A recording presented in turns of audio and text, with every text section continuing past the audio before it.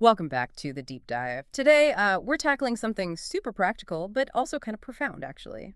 Time efficiency and, well, personal productivity. Yeah. Our sources this week, they're really focused on methods you can actually use. And our mission, it's pretty simple. Give you the knowledge to, really overhaul your daily output And fast. we kind of have to start with the tough truth, Yeah. really drawn straight from the source material, time. It's incredibly precious. And frankly, we humans waste way too much of it. Hmm. Now, some of that waste, you can't control it, right? Like inevitable travel delays, the late flight, the train that just stops, Yeah. who knows where. Tell me about it. But the sources, they use this really powerful metaphor for that lost time. They call it spilling time, like you spill a drink. Wow. So our job today really is to look at the hours we can control and figure out how to minimize that spillage. I find that image just so striking, spilling time. But this deep dive, it isn't just about, catching those accidental spills. It's more about maximizing the intentional stuff, the high value actions. Exactly. So if waiting around is spilling time, then actually capturing that time, well, it needs a whole shift in thinking. It really does. And that's where this, frankly, brilliant and kind of counterintuitive idea comes in, the reversible phone battery method.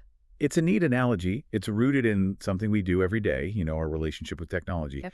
But, and this is the key part, once we reverse the logic and apply it to our own minds, it completely changes how you prioritize things, how you approach your most productive hours. Right. So the goal for you listening today is to walk away really understanding how this one shift in perspective can drive just massive personal productivity gains. Okay, so let's unpack the why behind this first. Why does personal productivity matter so much that we even need a whole new method for it? Well, the sources make a really compelling case that this isn't just about like selfish optimization. The bigger goal, the high-level view, is that productivity, when individuals pursue it properly, it doesn't just benefit that one person. Ah, you mean it sort of ripples outward? Precisely. Yeah. The ripple effect. The source material really highlights that when individuals optimize their time, you see these powerful side effects. Innovation speeds up, communities get stronger, more engaged, Hmm. and there's less of that, collective frustration that just bubbles up from inefficiency everywhere. It all starts small. It starts with you. But hang on, if the end goal is societal change, wouldn't the sources suggest looking at, say, group dynamics first? Or maybe organizational flow? That feels like where the big wins would be, right? That's a fair question. It seems logical, but the sources are actually very clear on the prerequisite. Hmm. You just can't build an effective system on top of inefficient habits. Uh, It kind of adopts this philosophy. If you want to change the world, go start by changing yourself. hmm. It's way better to tackle efficiency individually first, get the behavior right, and then scale that understanding up to a group or, wider society. Okay, so that brings us right back to behavior. Getting really productive every day, it hinges entirely on behavior, on habits. We're talking about some foundational stuff here in personal development, aren't we? Like leaning on things like atomic habits. Right, exactly. And in that context, the human brain isn't just seen as like a powerful processor. It's viewed as the system core with an integrated battery. An integrated battery. Okay. But crucially, it's a battery that operates under very different rules than, say, the phone you carry around. Right. So let's set up that baseline rule then, the phone analogy that shows our current, maybe flawed behavior. Imagine this little thought experiment, something we've probably all experienced variations of. You charge your phone overnight. It hits that perfect, glorious 100% green bar full power. But here's the catch, the key constraint for this test. You know for a fact you cannot charge it the following night. Ah, okay. Limited resource. Exactly. You've got a finite amount of juice for the next, say, 36 hours. So think about that 100%. When we wake up, we see that green icon, we know we've got plenty of power. What's the typical human reaction? Don't worry about it. Pretty much. We don't worry. We see it as a wealth of battery capacity. We feel like we have room to splurge a little. Yeah, it feels like unlimited power, almost. And what do we splurge on? We immediately reach for the energy-draining apps. The phone does heavy lifting, complex tasks, sure, but not usually for making an urgent call or navigating somewhere critical first thing. No, it's for passive stuff. Like scrolling TikTok. Scrolling TikTok, checking endless feeds, maybe binging a quick YouTube video. Our subconscious is basically saying, hey, I've still got 100% battery. What's the problem if I watch one little episode? Right. The device handles all the complex calculations, serving up this easy distraction, and because the battery feels abundant, we just don't question using it that way. Exactly. But now, let's flip to the other side of that experiment. Same rule. No recharge is coming. But now, your phone hits low capacity, let's say 20%, red zone. Ah, okay. Now, this is the moment of panic, or at least clarity. Even for the most tech-addicted among us, discipline suddenly kicks in. Oh, absolutely. That 20%, it's like a hard mental deadline. We instantly go into survival mode. We put the device straight into energy-saving mode. Yep. Aggressively limit use. We avoid those heavy, unnecessary apps because we just know we might need the phone for something crucial later, something active. Like calling for a ride home or confirming that important meeting time. Exactly. And this establishes the rock-solid, totally logical, conservative behavior we show only when resources are scarce. We save energy for important active tasks when the battery is low. Which means, wait a minute, we're using our 100% phone capacity for like 20% value passive stuff, and then we reserve our precious 20% capacity for the 100% crucial tasks. That behavior is completely illogical for optimization, isn't it? Precisely illogical. Yeah. And that illogical behavior, that's the entire foundation, the jumping off point for the reversible phone battery method. Yeah. And we now have to take this analogy and pivot from the device to the human brain. Okay, let's do the switch. So we have this non-literal battery in our heads, assuming you get, say, the average 8 hours of decent sleep. Which is restorative, yeah. That leaves you roughly 16 active waking hours to, make the most of your day. And when you wake up, your brain and body are, physiologically speaking, at 100% capacity. This isn't some gradual ramp up. Your brain's energy, its focus, its ability to handle tasks that need heavy concentration, it's absolutely highest in those first few hours of the morning. That's your premium time. Your premium, non-renewable resource for the day. Okay, and here's the reversal.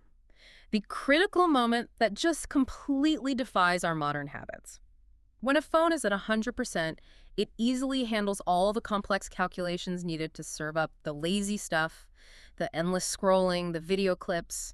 It's a machine basically built for abundance. Right. But your brain, well, it's not really a machine built for infinite abundance in the same way.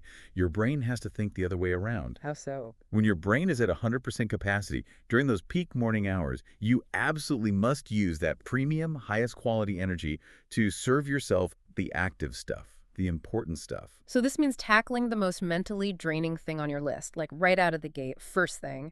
That sounds honestly kind of exhausting. I know I often try to sort of ease into the day, check emails, maybe glance at the news. Isn't that helpful for just, organizing your thoughts? The sources argue pretty vehemently against easing in with passive tasks, especially if those passive tasks are really just distractions in disguise. Okay, why? Why is the reversal so important here? And why is the brain so different from the phone in this way? It comes down to a finite resource we have: concentrated willpower.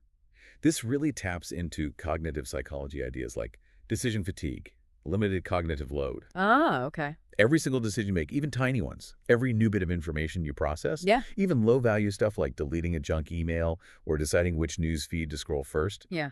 it slightly depletes your mental reservoir. So it's not just energy capacity depleting. No, it's your willpower capacity, too. Wow. Okay. So if I use my 100% peak morning brain to spend, say, 30 minutes reading news I won't really use, or deleting spam, I haven't just lost half an hour. I've actually used up maybe 5% of my crucial willpower battery before I even start the important work. Precisely. And that 5%, that might just be the difference between actually finishing a really difficult analysis later Yeah. or procrastinating on it yet again. Right. The complex, the daunting tasks, the ones requiring significant concentration physically or mentally, they have to be tackled when the brain's willpower and focus are abundant at their peak. Because if you use that premium morning energy for passive consumption, You're essentially leaving the hardest stuff for the afternoon, when your cognitive load has already chewed through your available capacity, maybe pushed it down to 50% or even 20% by late afternoon. and then trying to do a high-value task like creating that complex presentation or making a really difficult, maybe awkward phone call when your willpower is already running low, that introduces what the sources call mental resistance. Is that right? Yes, exactly. Mental resistance. And that resistance makes the task feel exponentially harder, way more daunting than it would have felt first thing in the morning with a full tank. So the method is basically saying, use that morning 100% window for the things that actively push your goals forward. No messing around. Pretty much. Do the hard stuff first when you have the best resources to do it. Okay, can you give us some concrete examples? What kind of things do the sources categorize as this active stuff that really needs prioritizing in that morning window? Sure. It's basically anything that takes significant mental horsepower and concentration, and crucially, which you might have been putting off. The list is obviously very personal, but common examples could be, Like a workout. definitely, Okay. completing your hardest workout, Mm-hmm. the one that needs peak physical and mental focus, Hmm. or maybe writing that major presentation or report, the one that demands real synthesis, original thought, Okay. studying or learning a new, complex skill, making that important, maybe uncomfortable phone call that requires navigating tricky social dynamics, deep work coding sessions, complex financial modeling. The common thread seems to be you can't do these things well on autopilot. Exactly. They require your full, focused attention. Okay, but what about, reality? What about those of us whose job requires them to be in, say, a 9 a.m. meeting that's largely just administrative or tactical stuff? We can't always control that very first hour. Right, and that's where you have to introduce the boundary setting that the sources recommend.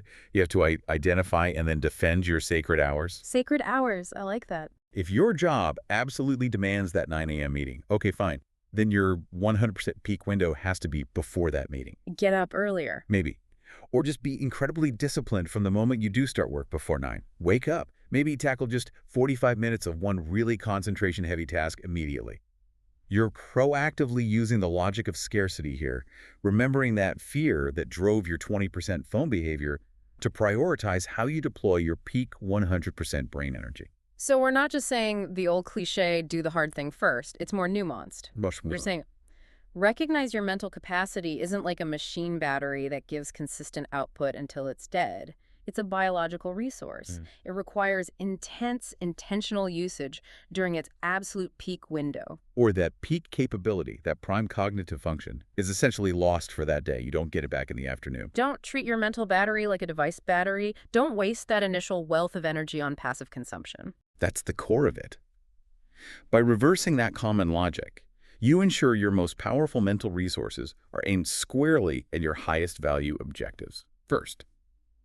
This method feels so powerful because it forces an immediate change in behavior. By just prioritizing the daunting, high-value, active tasks during your natural peak time, you optimize your personal day. Right. And, like we said at the beginning, that immediately starts contributing to those bigger ripple effects, better efficiency, maybe faster innovation down the line.